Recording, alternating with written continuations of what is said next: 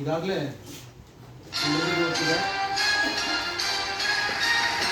ಈ ರಾಷ್ಟ್ರೀಯ ವಿಜ್ಞಾನ ದಿನಾಚರಣೆ ಹಿನ್ನೆಲೆಯಲ್ಲಿ 8 ಮತ್ತು 9ನೇ ತರಗತಿ ವಿದ್ಯಾರ್ಥಿಗಳಿಗೆ ಕವನ್ ಬರೆಗ ವಿಜ್ಞಾನ ಬಗ್ಗೆ ಇರುವಂಥ ಒಂದು ವಿಶೇಷ ರಸಪ್ರಶ್ನೆ ಕಾರ್ಯಕ್ರಮವನ್ನು ಇವತ್ತು ಹಮ್ಮಿಕೊಂಡಿದ್ದೀವಿ. ಈ ಒಂದು ರಸಪ್ರಶ್ನೆ ಕಾರ್ಯಕ್ರಮಕ್ಕೆ ಒಬ್ಬ ಅಭ್ಯರ್ಥಿನ ಆಯ್ಕೆ ಮಾಡಬೇಕು, ಆರ್ಟ್ ಸಿಟಿಗೆ ಆಯ್ಕೆ ಮಾಡಬೇಕು. ಯಾರಿಗೆ ಆಯ್ಕೆ ಮಾಡಬೇಕಂತ ಈಗಾಗಲೇ ಅನೇಕ ಮಾದರಿಗಳನ್ನು ತಯಾರು ಮಾಡಿದ್ದಾರೆ. ಆ ಮಾದರಿಗಳನ್ನು ತಯಾರು ಮಾಡಿ ಮೊದಲ ಬಹುಮಾನ ಪಡೆದ ತಂಡದಿಂದ ಒಬ್ಬ ಸದಸ್ಯನ ಇವತ್ತು ನಾವು ಕರಿತಿದ್ದೀವಿ. ಅವರಿಗೆ ನಾವೆಲ್ಲರೂ ವೆಲ್ಕಮ್ ಮಾಡೋಣ. ಹೀಗಾಗಿ ಈ ರಸಪ್ರಶ್ನೆ ಕಾರ್ಯಕ್ರಮಕ್ಕೆ ಆರ್ಟ್ ಸಿಟಿಗೆ ಆಯ್ಕೆ ಆಗಿರುವ ವಿದ್ಯಾರ್ಥಿ 9ನೇ ತರಗತಿಯಿಂದ ಭರತ್ ಅವರಿಗೆ ಜೋರಾಗಿ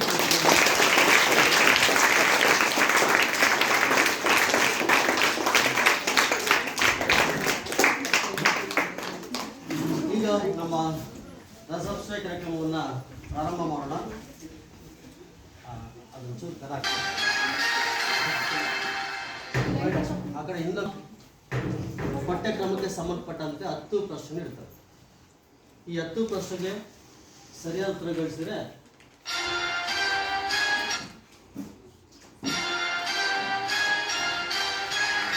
ಹೀಗಾಗಿ ಒಟ್ಟು 10 ಪ್ರಶ್ನೆ ಇರ್ತವೆ. ಪ್ರತಿ ಪ್ರಶ್ನೆಯು ನಮ್ಮ ವೇದಾಂತ ಮೇಟ್ ಕೊಟ್ಟಿರುವಂಥ ನೋಟ್ಬುಕ್ನ ಬಹುಮಾನ ಇರುತ್ತೆ. ಪ್ರತಿ ಪ್ರಶ್ನೆಗೆ ಸರಿಯಾದ ಉತ್ತರ ಹೇಳಿದೆ. ಇಲ್ಲಿ ಈ ಒಂದು ರಸಪ್ರಶ್ನೆ ವಿಶೇಷತೆ ಏನಪ್ಪ ಅಂತಂದರೆ ಯಾವುದೇ ಲೈಫ್ ಲೈನ್ ಇರಲ್ಲ. ಇನ್ನೊಬ್ಬರಿಗೆ ಕೇಳೋಂಥದ್ದಾಗಲಿ ಅಥವಾ 50-50 ಆ ರೀತಿ ಯಾವುದೋ ಆಪ್ಷನ್ಸ್ ಇರಲ್ಲ. ವಿಶೇಷ ಏನಪ್ಪ ಅಂತಂದರೆ ಅಕಸ್ಮಾತ್ 10 ಪ್ರಶ್ನೆಗಳಿಗೆ ಯಾವುದೇ ತಪ್ಪು ಉತ್ತರ ಕೊಟ್ಟರು ಸಹ ಮುಂದಕ್ಕೆ ಆ ವಿದ್ಯಾರ್ಥಿ 10 ಪ್ರಶ್ನೆಗೆ ಉತ್ತರವನ್ನು ಕೊಡೋದು ವಿಶೇಷ ಇರುತ್ತೆ.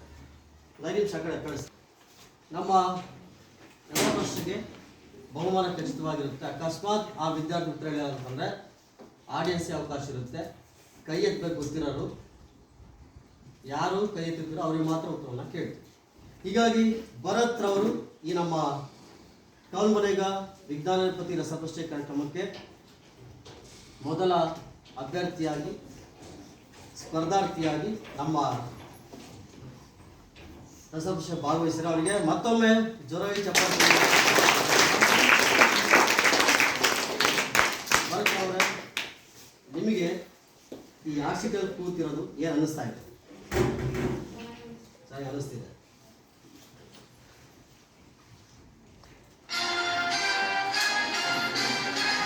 ಮತ್ತೊಮ್ಮೆ ನಿಮ್ಮೆಲ್ಲರಿಗೂ ಸ್ವಾಗತ ಬಯಸುತ್ತಾ ನಿಮ್ಮ ಮೊದಲನೆಯ ಪ್ರಶ್ನೆ ಕರೆಯ ಮುಂದೆ ದ್ವಿನಾಮಕರಣ ಪದ್ಧತಿ ಸೂಚಿಸಿದಂತಹ ಒಬ್ಬ ವಿಜ್ಞಾನಿ ಚರಕ, ಕಾರ್ಲೋಸ್ ಲಿನಿಯಸ್, ಅರಿಸ್ಟಾಟಲ್ ಮತ್ತು ಡಾರ್ವಿನ್. ಜೀವಿಗಳನ್ನ ವೈಜ್ಞಾನಿಕವಾಗಿ ಹೆಸರಿಸುವಂಥ ವಿಧಾನಕ್ಕೆ ದ್ವಿನಾಮ ನಾಮಕರಣ ಪದ್ಧತಿ ಹೇಳ್ತೀವಿ. ಈ ಪದ್ಧತಿಯನ್ನು ಸೂಚಿಸಿದ ವಿಜ್ಞಾನಿ ಯಾರು ಅಂತೇಳಿ ಚರಕ, ಕಾರ್ಲೋಸ್ ಲಿನಿಯಸ್, ಅರಿಸ್ಟಾಟಲ್ ಮತ್ತು ಡಾರ್ವಿನ್. Option C Aristotle. ಇನ್ನು 18 ಸೆಕೆಂಡ್ ಸಮಯಾವಕಾಶ ಇದೆ. ಯೋಚನೆ ಮಾಡಿ ಉತ್ತರವನ್ನು ಕೊಡಿ. ಜೀವಿಗಳನ್ನು ವೈಜ್ಞಾನಿಕವಾಗಿ ಹೆಸರಿಸುವಂಥ ವಿಧಾನಕ್ಕೆ ದ್ವಿನಾಮ ನಾಮಕರಣ ಪದ್ಧತಿ ಅಂತ ಕರೀತೀವಿ. ಈ ಪದ್ಧತಿಯನ್ನು ಸೂಚಿಸಿದ ಒಬ್ಬ ವಿಜ್ಞಾನಿ ಯಾರು? D Carlos Linnaeus. ಈಗ ಭರತ್ ಉತ್ತರ ಕೊಟ್ಟಿದ್ರೆ ಮೊದಲಿಗೆ ಸಿ ಅಂತ ಕೊಟ್ಟಿದ್ರು, ಅರಿಸ್ಟಾಟಲ್ ಅಂತೇಳಿ. ಅದಲ್ಲ, ಕಾರ್ಲೋಸ್ ಲಿನಿಯಸ್ ಅಂತ ಕೊಟ್ಟಿದ್ದಾರೆ. ಇನ್ನೂ ಅವಕಾಶ ಇದೆ. ಎರಡರಲ್ಲಿ ಯಾರು ಉತ್ತರ ಸರಿ ಅಂತ ಹೇಳಿದ್ರೆ ಬಿ ಕಾರ್ಲೋಸ್ ಲಿನಿಯಸ್. ಯೋಚನೆ ಮಾಡಿ. ನಮ್ಮ ಭರತ್ ರವರು ಕೊಟ್ಟಿರುವಂತಹ ಉತ್ತರ ಮೊದಲಿಗೆ ಅರಿಸ್ಟಾಟಲ್, ಆಮೇಲೆ ಕಾರ್ಲೋಸ್ ಲಿನಿಯಸ್ ಅಂತ ಕೊಟ್ಟಿದ್ದಾರೆ. ಹೀಗಾಗಿ ಕಾರ್ಲೋಸ್ ಲಿನಿಯಸ್ನ ಲಾಕ್ ಮಾಡೋಣ. ಅವರು ಕೊಟ್ಟಿರುವಂಥ ಉತ್ತರ ಸರಿಯಾದ ಉತ್ತರ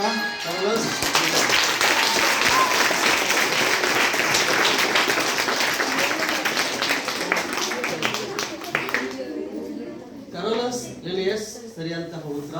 ಅರಿಸ್ಟಾಟಲ್ ಅಲ್ಲ, ಅವರು ಕೊಟ್ಟಿದ್ದು ಕಾರ್ಲೋಸ್ ಲಿನಿಯಸ್ ಅಂತೇಳಿ. ಹೀಗಾಗಿ ವಿನಾಮ ನಾಮಕರಣ ಅಂದರೆ ಈಗ ನಾವು ಉದಾಹರಣೆಗೆ ಮನುಷ್ಯನ ವೈಜ್ಞಾನಿಕ ಹೋಮೋ ಸೇಪಿಯನ್ಸ್ ಅಂತ ಕರೀತೀವಿ. ಅದೇ ರೀತಿ ಈಕೋಸ್ ಕ್ಯಾಬಿಲಸ್ ಅಂದರೆ ಕುದುರೆ, ಆಲಿಯಂ ಸೆಫ್ ಅನ್ನೋ ನೀರುಳ್ಳಿ. ಇಂತಹ ವೈಜ್ಞಾನಿಕ ಹೆಸರು ಕೊಟ್ಟಂಥ ವಿಜ್ಞಾನಿ ಯಾರಪ್ಪ ಅಂದರೆ ಕಾರ್ಲೋಸ್ ಲಿನಿಯಸ್ ಅಂತ. ಈಗ ಭರತ್ ರವರು ಮೊದಲ ಪ್ರಶ್ನೆಗೆ ಸರಿಯಾದ ಉತ್ತರವನ್ನು ಕೊಟ್ಟಿದ್ದಾರೆ. ಈಗ ಎರಡನೇ ಪ್ರಶ್ನೆ ಹೋಗೋಣಂತೆ. 3, 2, 1. ಗುಂಪುಗಳಿರುವಂಥ ಸಸ್ಯದ ವಿಶೇಷ ರೈಸಾಯ್ಡ್, ಕೋನ್, ಪುಷ್ಪಮಂಜರಿ, ಪ್ರೋತ್ಯಾನಸ್. ಗುಂಪುಗಳಿರುವಂಥ ಸಸ್ಯದ ವಿಶೇಷ ರಂಗಕ್ಕೆ ರೈಸಾಯ್ಡ್ ಅಂತ ಕರಿತೀವೋ, ಕೋನ್ ಅಂತ ಕರಿತೀವೋ, ಪುಷ್ಪಮಂಜರಿ ಅಂತ ಕರಿತೀವೋ ಅಥವಾ ಪ್ರೋತ್ಯಾನಸ್ ಅಂತ ಕರಿತೀವಿ.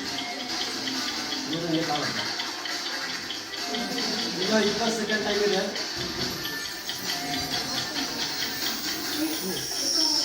ಸಿ ಪುಷ್ಪಮಂಜರಿ.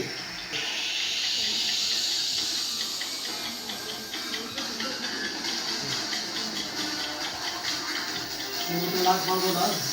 ರೈಟ್. ಸೊ ಭರತ್ ರವರು ಉತ್ತರವನ್ನು ಕೊಟ್ಟಿದ್ದಾರೆ. ಗುಂಪುಗಳನ್ನು ಬಿಡುವಂಥ ಸಸ್ಯದ ವಿಶೇಷ ರಂಬಿಗೆ ಪುಷ್ಪ ಮಂಜರಿ ಅಂತ ಕರಿತೀವಿ ಅಂತ.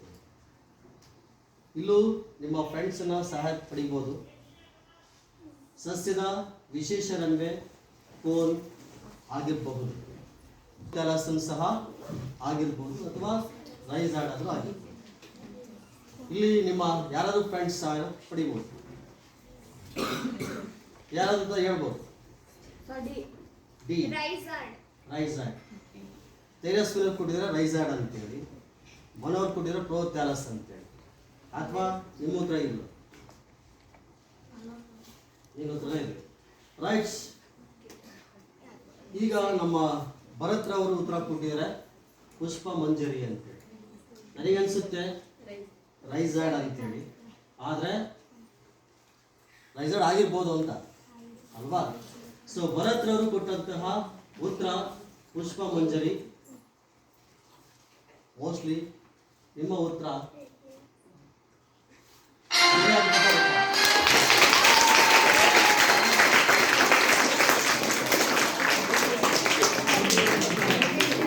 ಆವೃತ ಬೀಜ ಸಸ್ಯಗಳ ಲಕ್ಷಣ. ಇನ್ನು ಮೂರನೇ ಪ್ರಶ್ನೆ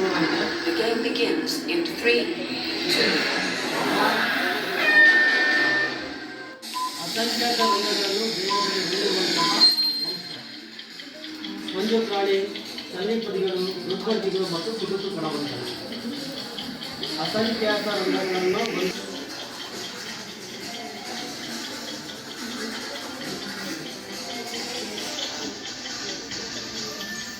ಮಾಡ್ತಿದೆ.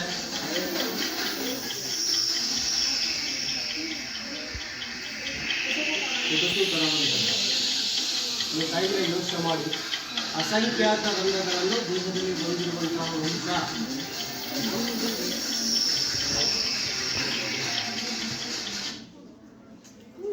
ಇಲ್ಲಿ ಭರತ್ ರವರು ಕುಟುಕು ಕಣವಂತಿಗಳು ಅಂತ ಉತ್ತರವನ್ನು ಕೊಟ್ಟಿದ್ದಾರೆ. ಈ ಉತ್ತರಕ್ಕೆ ಹೋಗೋಕ್ಕಿಂತ ಮುಂಚೆ ಭರತ್ ರವರ ಎಲ್ಲಿ ಓದ್ತಿದ್ರಿ? ಜ್ಞಾನಪೀಠ ಪ್ರೌಢಶಾಲೆ ಚಿಕ್ಕನಾಯಕನಹಳ್ಳಿಯಲ್ಲಿ ಓದ್ತಿದ್ರಿ ಅಲ್ವಾ? ಈ ವರ್ಷ ನಮ್ಮ ಶಾಲೆ ಬಂದಿಲ್ಲ. ಈ ಶಾಲೆ ಏನು ಅನಿಸ್ತೀವಿ?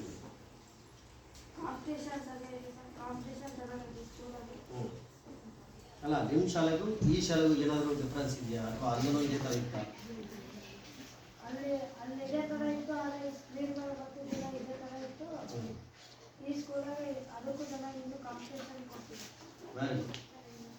ರೈಟ್. ಈಗ ಭರತ್ ರವರು ಕೊಟ್ಟಂತ ಉತ್ತರ ಕುಟುಕು ಕಣವಂತಗಳು ಸರಿನೋ ತಪ್ಪು ಅಂತ ನೋಡೋಣ. ಭರತ್ ರವರು ಕೊಟ್ಟಂತ ಉತ್ತರ ತಪ್ಪಾದ.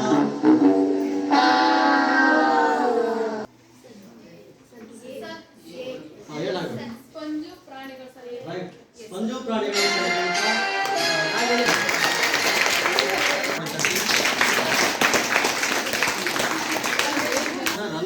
ರಂಧ್ರ ಹೊಂದಿರುವಂತೆ ರಂಧ್ರಗಳನ್ನ ಹೊಂದಿರುವಂಥ ಜೀವಿಗಳು ಯಾವಪ್ಪ ಅಂದರೆ ಸ್ಪಂಜು ಪ್ರಾಣಿಗಳು. ಸೊ ಕುಟುಕು ಕಣವಂತಗಳು ತಮ್ಮ ದೇಹದ ಮೇಲೆ ಕುಟುಕು ಕಣಗಳನ್ನ ಮುಳ್ಳಿನ ರೀತಿಯ ರಚನೆ ಹೊಂದಿರ್ತವೆ. ಸಂಧಿಪದಿಗಳು ಅಂದರೆ ಕೀಲುಕಾಲನ್ನ ಹೊಂದಿರ್ತವೆ.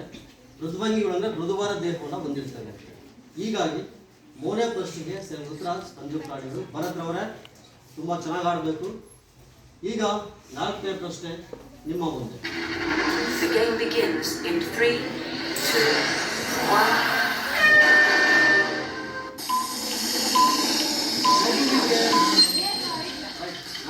ಹೇಳ್ಬಿಡ್ತೀನಿ. ಮಗುವಿಗೆ ಈ ಪ್ರಾಣಿಯಲ್ಲಿ ಕಂಡುಬರುತ್ತದೆ ಹೈಡ್ರಾ ಬಸವಗಳು, ಜಂತುಗಳು ಮತ್ತು ಸೈಕಲ್.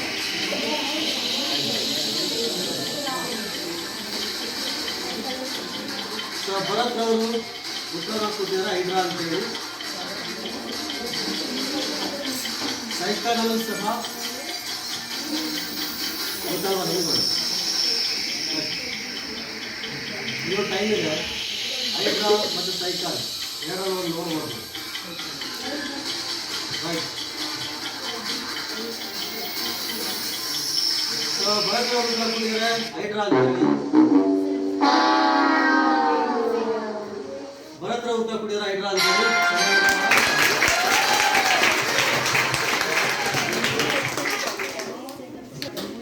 ಭರತ್ ಕೊಟ್ಟಂತ ಉತ್ತರ ಹೈಡ್ರಾ ಅಂತೇಳಿ. ಮಗುವಿಕೆ ಅಂದರೆ ತಾಯಿಯ ದೇಹದಿಂದ ಒಂದು ಹೊರಚಾಚಿಕೆ ಮೂಡುತ್ತೆ. ಆ ಹೊರಚಾಚಿಕೆ ಬೆಳವಣಿಗೆ ಆದ ನಂತರ ತಾಯಿಯ ದೇಹದಿಂದ ಬೇರ್ಪಡುತ್ತೆ. ಅದನ್ನು ನಾವು ಮಗುವಿಕೆ ಅಂತ ಕರಿತೀವಿ. ಆ ಮಗುವಿಕೆ ಕಂಡುಬರೋದು ಹೈಡ್ರಾದಲ್ಲಿ ಮಾತ್ರ. ಈಗ ಹೈಡ್ರಾ ಸರಿ ಅಂತ ಉತ್ತರ. ಭರತ್ರವರೇ, ನಿಮ್ಮ 5ನೇ ಪ್ರಶ್ನೆಗಿಂತ ಮುಂಚೆ ನಿಮ್ಮ ಮುಂದಿನ ಜೀವನದ ಗೋಲ್ ಅಂದರೆ ಗುರಿ ಏನಾಗಬೇಕಂತ ಮಾಡ್ಕೊಂಡು ಲೆಕ್ಚರರ್ ಆರ್ ವಾಲಿಬಾಲ್. ಓಕೆ, ನಿಮ್ಮ ಉಜ್ವಲ ಭವಿಷ್ಯಕ್ಕೆ ದಾರಿಯಾಗಲಿ ಅಂತ ಹೇಳ್ತಾ ಈಗ ನಾವು 5ನೇ ಪ್ರಶ್ನೆ ಮಾಡೋಣ.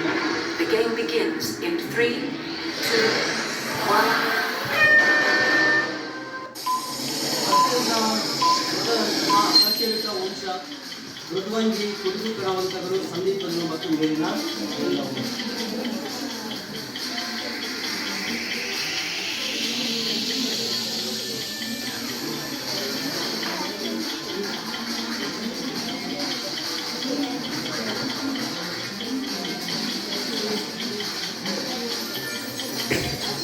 ಅತ್ಯಂತ ದೊಡ್ಡದಂತಹ ಅಗ್ರಶೀಲ ವಂಶ, ಮೃದ್ವಂಗಿ,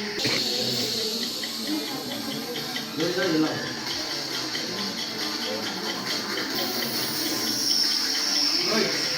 ಈಗ ಭರತ್ರವರು ಉತ್ತರವನ್ನು ಕೊಟ್ಟಿದ್ದಾರೆ. ಅತ್ಯಂತ ದೊಡ್ಡದಂತಹ ಆಕರ್ಷಕ ವಂಶ ಯಾವುದು ಅಂತಂದ್ರೆ ಮೇಲಿನ ಎಲ್ಲವೂ ಅಂತ ಕೊಟ್ಟಿದ್ದಾರೆ. ಈಗ ಅವ್ರು ಕೊಟ್ಟಿರುವಂಥ ಉತ್ತರ ಸರಿಯೋ ತಪ್ಪು ಅಂತ ನೋಡೋಂತೆ. ಸೌರು ಕೊಟ್ಟಿರುವಂತಹ ಉತ್ತರ ಸರಿಯಾದಂತಹ ಉತ್ತರ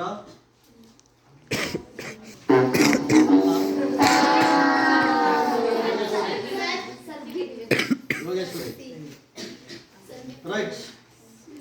ನಮ್ಮ ಯೋಗೇಶ್ವರಿ ಅವರು ಉತ್ತರವನ್ನು ಕೊಟ್ಟಿದ್ದಾರೆ ಸಂಧಿಪದಿಗಳು ಅಂತೇಳಿ. ಸಂಧಿಪದಿಗಳು ಮೋಸ್ಟ್ಲಿ ಅದನ್ನು ಏನು ಪಾಸ್ ಇದ್ದೀರಮ್ಮ. ರೈಟ್, ನೋಡಿ ಇನ್ನೊಂದು ಚಾನ್ಸ್ ಇದೆ.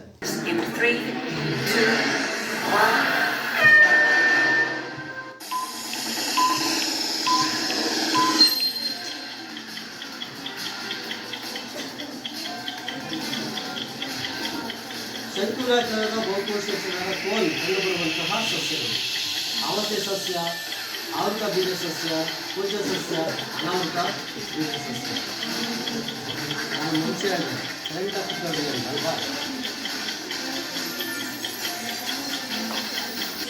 ಆವೃತ ಬೀಜ ಸಸ್ಯ.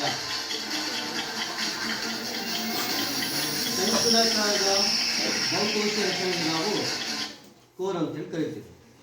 ಆ ಕೋನ್ಗಳು ಕಂಡುಬರುವ ಸಸ್ಯ ಯಾವಪ್ಪ ಅಂದರೆ ಆವಸೆ ಸಸ್ಯ ಇರ್ಬೋದು, ಆವೃತ ಬೀಜ ಸಸ್ಯ ಇರ್ಬೋದು, ಕುಂಚ ಸಸ್ಯ ಇರ್ಬೋದು, ಅನಾವೃತ ಬೀಜ ಸಸ್ಯ ಇರ್ಬೋದು.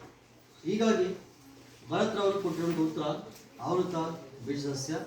ಆವೃತ ಬೀಜ ಸಸ್ಯ ಉತ್ತರ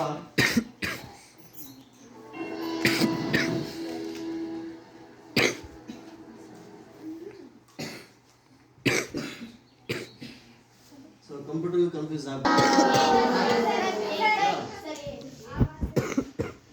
ತಪ್ಪು. ಬೋರೇಶ್ವರ ಜೋರ ಚಪ್ರ ಚಿತ್ರ ಯಾವಾಗಲೂ 3 ಪಾರ್ಟ್ ಇರುತ್ತೆ.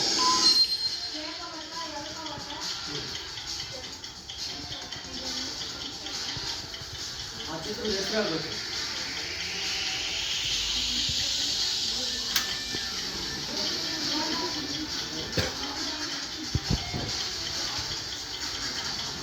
ಇಲ್ಲಿ ಚಿತ್ರ ಕಂಡುಬರುತ್ತೆ.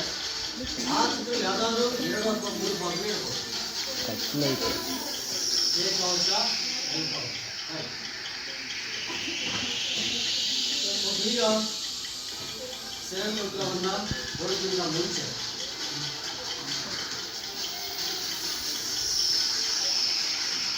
ಇದು ಒಂದು ಚಿತ್ರ. ಈ ಚಿತ್ರದ ಹೆಸರು ಪರಮಾಣುವಿನ ಮಾದರಿಯ ಚಿತ್ರ. ಹೇಳಿದ್ದಾರೆ ಎ ಕವಚ ಎಲ್ ಕವಚ ಅಂತ. ಅವರು ಕೊಟ್ಟಿರುವಂಥ ಉತ್ತರಗಳು ಸರಿನೋ ತಪ್ಪು ಅಂತೇಳಿ ನೋಡೋದಾದ್ರೆ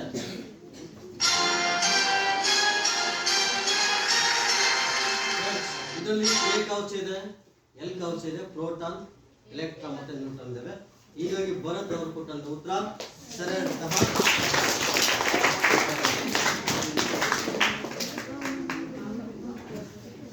ರೈಟ್. ಭರತ್ ಅವರೇ, ನಿಮಗೆ ಈ ದಸರಾ ಖುಷಿ ಏನ್ ಅನ್ನಿಸ್ತಾ ಇದೆ?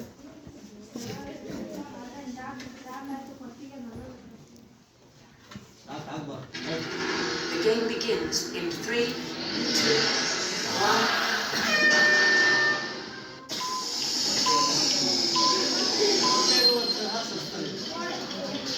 ಕೋಳಿ ಎಕ್ಕಿನ ಕಾಲರು ಮೊಸರು.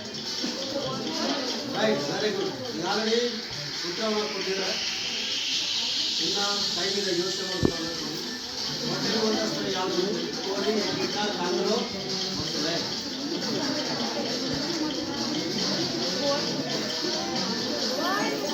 ಕೋಳಿನ ಕರೆಕ್ಟ್. ಭರತ್ರವರು ಈಗಾಗಲೇ ಉತ್ತರ ಕೊಟ್ಟಿದ್ದಾರೆ ಕೋಳಿ ಅಂತ, ಹಾಗಾಗಿ ಯಾರು ಆಸೆ ಪಡ್ಬೇಡ. ರೈಟ್. ಮೊಟ್ಟೆಡುವಂತಹ ಸಸ್ತನಿ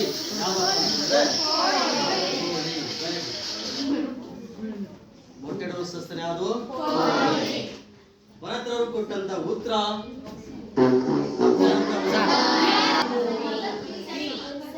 ನನಗೆ ಉತ್ತರ ಹೇಳ್ಬೇಕು.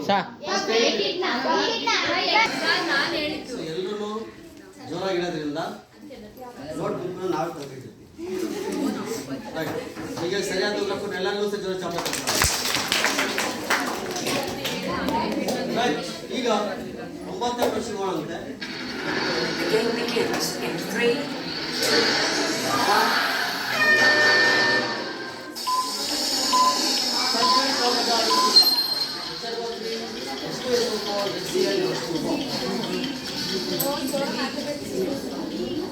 ನಾನು ಮೊದಲೇ ಹೇಳ್ತೀನಿ, ಉತ್ತರ ಗೊತ್ತಿರೋದು ಸುಮ್ಮನೆ ಕುತ್ಕೊಬೇಕು ಅಂತ.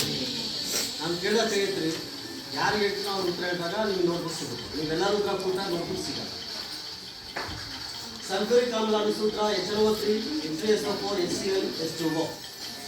ಈ 4ರಲ್ಲಿ ಯಾವುದು ಒಂದು? ಯಾರು ಬುಕ್ಸ್ ತೆಗಿಯಂಗಿಲ್ಲ ಈಗ? CHCl.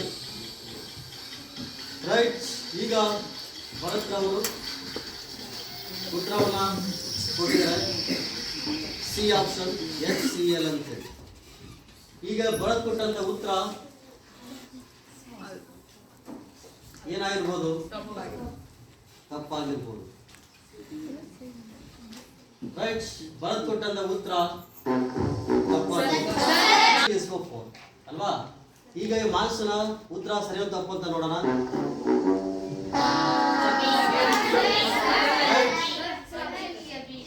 ಮಾನಸ ಕೊಟ್ಟಂತ ಉತ್ತರ H2SO4 ಸರಿಯಂತಹ ಉತ್ತರ.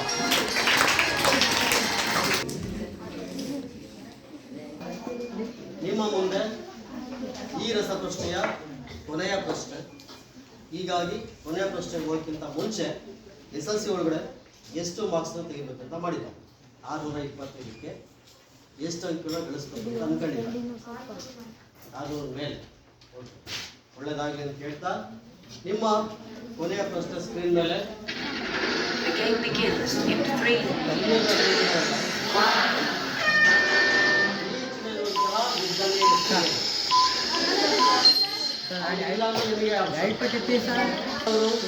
ಈಗಾಗಲೇ ಉತ್ತರವನ್ನು ಕೊಟ್ಟಿದ್ದಾರೆ. ಯಾರಪ್ಪ ಅಂತಂದ್ರೆ ಇವತ್ತಿನ ವಿಜ್ಞಾನ ದಿನಾಚರಣೆಯ ಅಂಗವಾಗಿ ಹಮ್ಮಿಕೊಂಡಿರುವಂತಹ ಇವತ್ತೇನು ನಾವು ರಾಷ್ಟ್ರೀಯ ವಿಜ್ಞಾನ ದಿನ ಆಚರಣೆ ಮಾಡ್ತಿಲ್ವಾ ಅದಕ್ಕೆ ಸಂಬಂಧಪಟ್ಟಂತೆ ಜಾಗೃತಿ ಭರತ್ ಉತ್ತರವನ್ನು ಕೊಟ್ಟಿದ್ದಾರೆ.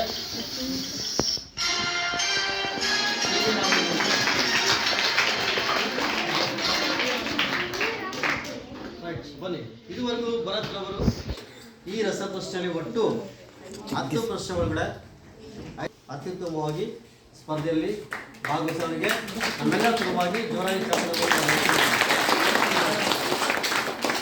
ಈಗ ಖಂಡಿತ ಹೋಗಿದೆ. ಈಗ ನಿಮಗೂ ಅವಕಾಶ ಸಿಗುತ್ತೆ. ಈ ಅವಕಾಶ ಸಿಗ್ಬೇಕಂದ್ರೆ ಏನು ಮಾಡಬೇಕು ಅಂದರೆ ಚೆನ್ನಾಗಿ ಬರಬೇಕು ಅಷ್ಟೇ. ರೈಟ್, ಹೀಗಾಗಿ ಮತ್ತೊಮ್ಮೆ ಬರೋದಕ್ಕೆ ಧನ್ಯವಾದ.